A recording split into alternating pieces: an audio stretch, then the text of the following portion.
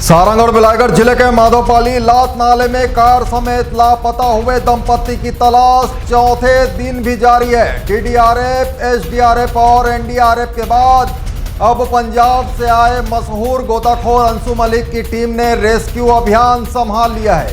परिवार और क्षेत्रवासियों को अब इसी टीम से सफलता की उम्मीद है।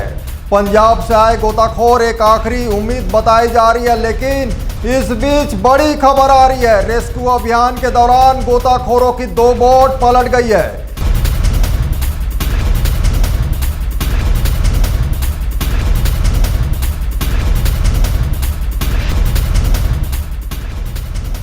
पहले एक बोट पलटी, फिर दूसरे बचाने वाली बोट भी पलट गई। बताया जा रहा है बोट रस्सी की वजह से फंस गई थी। यह रेस्क्यू अभियान चिखली ग्राम के पास चल रही थी, तभी यह हादसा हुआ, लेकिन इस हादसे से कोई बड़ा नुकसान नहीं हुआ है। जी हां, इस वक्त की बड़ी खबर है सारंगढ़ बिलाईगढ़ जिले से।